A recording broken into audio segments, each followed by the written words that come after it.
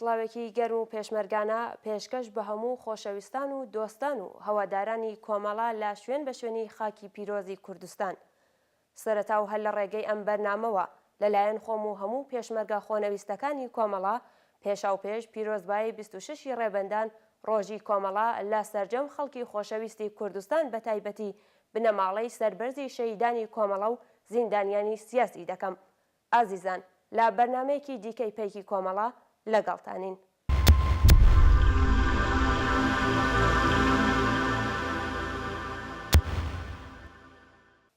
چالاکی تێکۆشەرانی نهێنی کۆمەڵەی شۆڕژگێڕ لە بۆکان. چالاکان و هەڵسوڕاوانی نهێنی کۆمەڵەی شۆڕژگێڕ لە شاری بۆکان بە شێوەیەکی بەربڵاو دەستیان داوەتە کاری تەبلیغی بە بۆنەی ڕێزگرتن لە 26 ڕێبەندان ڕۆژی کۆمەڵا. چالاکان و هەڵسوڕاوانی زاگرۆسی کۆمەڵا لە بەشێکی زۆر لە گەڕەک و شەقامەکانی شاری بۆکان وێنە و تراکتی کۆمەڵەیان بڵاو کردوێتەوە. هەوکار لەگەڵ ئەوە لە بەرزایەکانی ئەو شارە پلاکارتی تایبەت بەو ڕۆژە و بە وێنەی هاوڕێی ڕێبەر کاک حەمەحسەین کەریمیان بڵاو کردوێتەوە.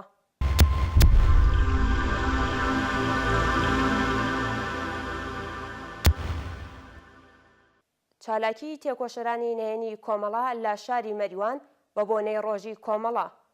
هەڵسوڕاوانی و تێکۆشەرانی نهێنی کۆمەڵا لە شاری مەریوان بە بۆنەی 26 ڕێبەندان ڕۆژی کۆمەڵا تراکت و نووسراوەکانی کۆمەڵایان لە شاری مەریوان بە شێوەیەکی بەرین بڵاو کردوێتەوە. ئەو شوێنانەی چالاکی تێیدا ئەنجام دراوە بریتین لە کوورەی موسەوی، سێهڕای بێزدستی، مۆسکیاک، مۆسکدوو، گەڕەکی جەنگەڵبانی و مەیدانی جەنگەڵبانی.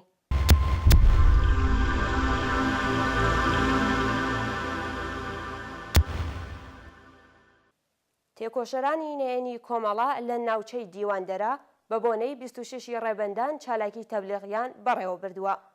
تێکۆشەرانی نهێنی کۆمەڵا لە شاری دیواندەرە بە بۆنەی 26 ڕێبەندان ڕۆژی کۆمەڵا چالاکی بەربڵاوی تەبلیغیان لە چەندین گوندی ئەو شارە بەڕێوە بردووە. هەڵسوڕاوانی نهێنی دیواندەرە بە بۆنەی ڕۆژی کۆمەڵا تراکت و نووسراوەکانی کۆمەڵایان لە گوندەکانی کەڵەکان و قاقوڵی بە شێوەیەکی بەرین بڵاو کردوێتەوە.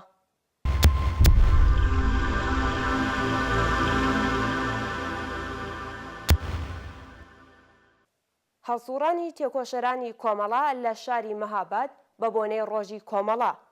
هەڵسوڕاوان و تێکۆشەرانی نهێنی کۆمەڵا لە شاری مەهاباد بە بۆنەی 26 ڕێبەندان ڕۆژی کۆمەڵا تراکت و نووسراوەکانی کۆمەڵایان لە شاری مەهاباد بە شێوەیەکی بەرین بڵاو کردوێتەوە. ئەو شوێنانەی چالاکی تێیدا ئەنجام دراوە بریتین لە باغی شایەگان، فەلەکەی شوانە، تەپکەی کاودان، قوتابخانەی حاجی عەبدوڵڵا، سێڕای شیلانان، سەرقەبران، مەزاری شاعران و هونەرمەندان، بوداق سوڵتان، ئەسحابەی سپی، فەلەکەی سەعات.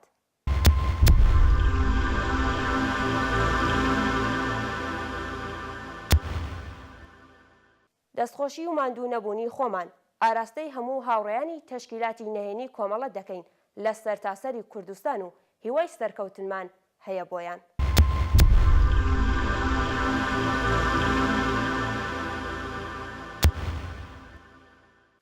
کۆبوونەوەی کومیتی هاوکاری حیزب و ڕێکخراوە سیاسیە کوردستانیەکان لە فێنلاند.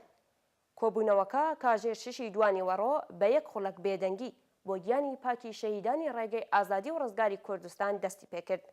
چەند پرسی ڕۆژ وەکو ڕێخستن و بەشداری لە سمیناری هاوبەشی دوی ڕێبەندانی حیزب و ڕێکخراوە سیاسیە کوردستانیەکان لە شاری تۆرکۆی فێنلاند لە ڕێکەوتی حوتی ئەم مانگە و هەروەها پێداچوونەوە بە پێڕەوی ناوخۆ و وەڵامدانەوە بە داوای ئەندامانی لایەنی خوازیاری ئەندامەتی و چەند پرسی دیکە کەوتە بەرباس و تاوتوێکردن. هاوکات گشت لایەنە بەشدار بووەکان سوور بوون لەسەر یەکڕێزی و کاری هاوبەش لە داهاتووی چالاکیەکانیان. شایانی باسە کە کۆمەڵەی شۆڕژگەڕی زەحمەتکێشانی کوردستان یەکێک لە بەڕێوەبەرانی سمیناری هاوبەشی دوی ڕێبەندان بوو. هاوڕێ سالار ئاشناگەر یەکێک لە وتاربێژەکانی سمینارەکە بوو.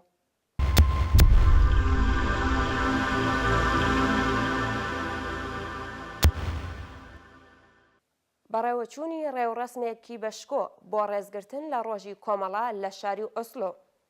ڕۆژی شەمە ڕێکەوتی 18 ڕێبەندان بەرابەر لەگەڵ 7 دوای 2015 زایانی لەلایەن تەشکیلاتی کۆمەڵەی شۆڕژگێڕ لە نۆروێژ ڕێوڕسمێکی بەشکۆ بۆ ڕێزگرتن لە خەبات و تێکۆشانی کۆمەڵا بەڕێوەچوو.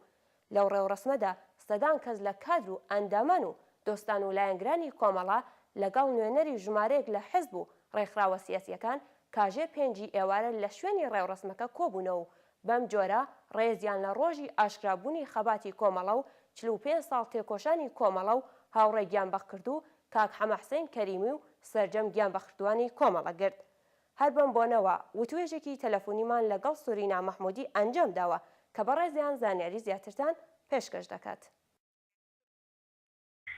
ڕۆژی شەمەڕێکەوتی 2015 زاینی لەلایەن تشکیلاتی کۆمەڵە لە نروێژ ڕێوڕسمێکی بەشکۆ بۆ ڕێزگرتن لە خەبات و تێکۆشانی کۆمەڵە بەڕێوەچوو.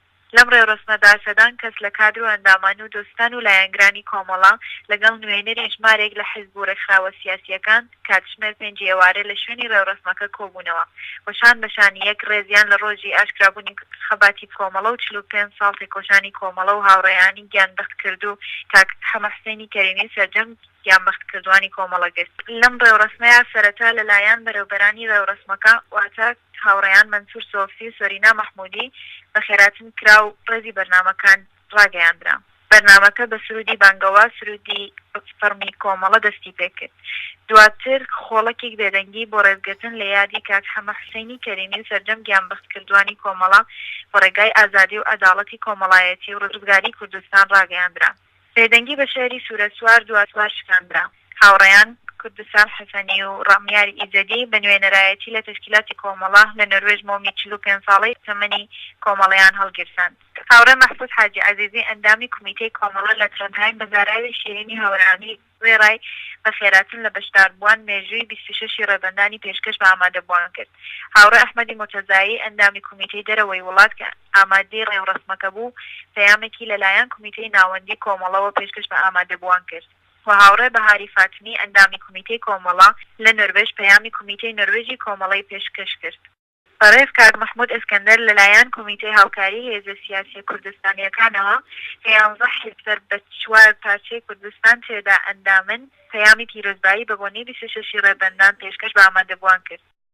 بەڕێز کاک فەریدون کەرەمی بە نوێنەرایەتی لە کەی نروێژی کۆنگرەی دەتەوەکانی فدرانی فدرال بە زمانی فارسی پەیامێکی بە بۆنەی ڕۆژی کۆمەڵەوە پێشکەش بە ئامادەبووان کرد.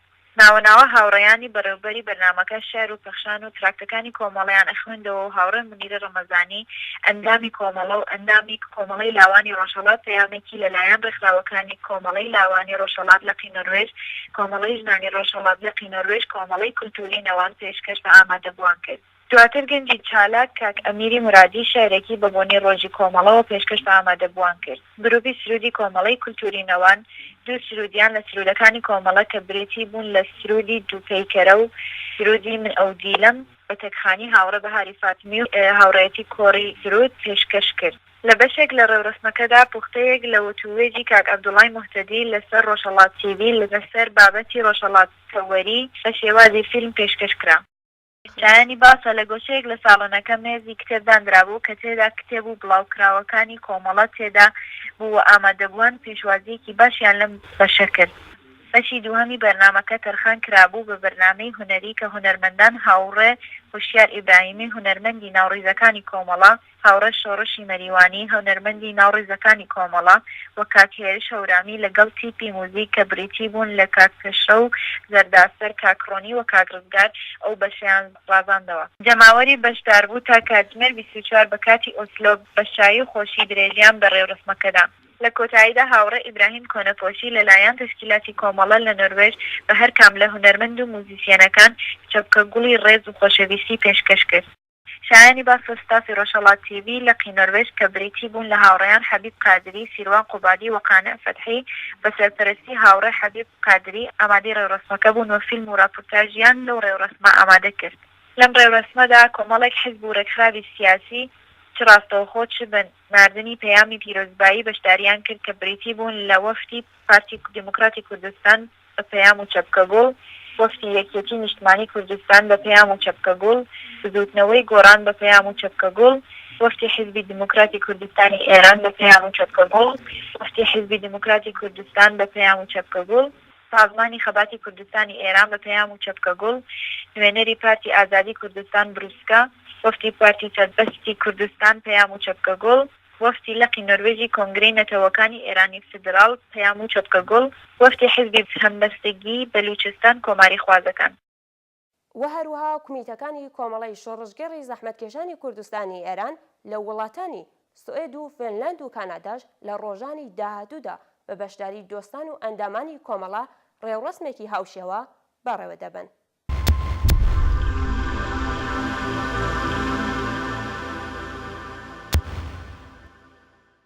بەڕێوەچوونی سمیناری دوی ڕێبەندان لە وڵاتی فینلاند ڕۆژی شەمە ڕێکەوتی 18 ڕێبەندان سمینارێک بە بۆنەی دوی ڕێبەندان ساڕۆژی دامەزراندنی کۆماری کوردستان بە بەشداری هەریەک لەلایەنە سیاسیەکان کە بریتی بوون لە حزبی دیموکراتی کوردستانی ئێران، حزبی دیموکراتی کوردستان، کۆمەڵی شۆڕژگەڕی زەحمەتکێشانی کوردستانی ئێران و یەکێتی نیشتمانی کوردستان لە وڵاتی فینلاند بەڕێوەچوو. بەشدارانی پانێلی ئەو سمینارە بریتی بوون لە هەریەک لە بەڕێزان حەیدەر کاکەزادە لە حزبی دیموکراتی کوردستانی ئێران، حەسەن حاتەمی لە حزبی دیموکراتی کوردستان و سالار ئاشناگەر لەلایەن کۆمەڵی شۆڕژگەڕەوە و شاخەوان نەقشبەندی لەلایەن یەکێتی نیشتمانی کوردستانەوە. هەرێک لە وتاربێژانی سمینارەکە بە شێوازی جیاجیا باسییان لە گرنگی و کاریگەریەکانی ئەزموونی دوی ڕێبەندان کرد. بە بۆنەی دوی ڕێبەندان ساڕۆژی دامەزراندنی کۆماری کوردستان ژمارەیەک پەیامی پیرۆزبایی لەلایەن حزب و لایەن و ڕێکخراوە کوردستانیەکانی وڵاتی فینلاند بە سمینارەکە پێشکەشکرا بوو. هەرێک لە سالار ئاشناگەر، ناسر برزوویی، مهران عەباسیان، پەروین خاڵەندی، عەبدوڵڵا نوژماری، جەعفەر مستەفا سوڵتانی وەک ئەندامانی کۆمەڵی شۆڕژگەر بەشداری ئەو سمینارە بوون.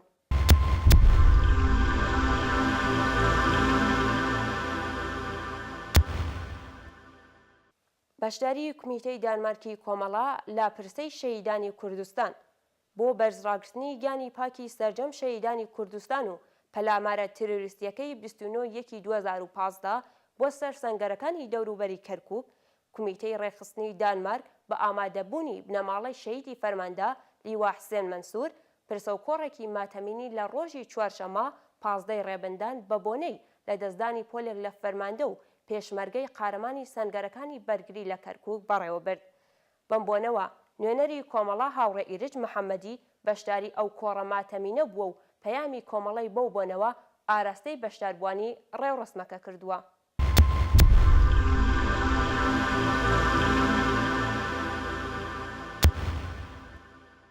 بەشداری هاوبەشی کۆمەڵە و حیزبی دیموکرات لە پرسەی شەهیدانی کوردستان لە یۆتوبری وڵاتی سوێد ڕۆژی یەکشەمە ڕێکەوتی 8 فێڤریەی 2015 ڕێوڕسمێکی پرسە و هەروەها وەفا و ڕێزلێنان بۆ ئەو شەهیدانەی ئەم دوایانەی کوردستان کە لە شەڕ لە دژی هێزە تێرۆریستەکانی داعش گیانیان بەخت کردووە لەلایەن یەکێتی نیشتمانی کوردستانەوە بەڕێوەچوو کە تێیدا زۆربەی لایەنە سیاسیەکان و کەسایەتی بەتایبەتی و خەڵکی بەرچاو لە کوردانی هەر چوار بەشی کوردستان تێیدا بەشدار بوون.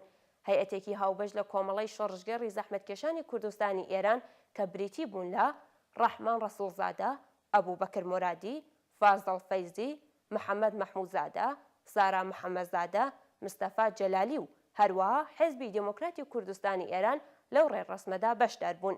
بەم بۆنەوە هەردوو لایەن بە یەکەوە پەیامێکی هاوبەشیان ئامادە کردبوو کە پێشکەش بە بەڕێوەبەرانی ڕێوڕسمەکە کرا.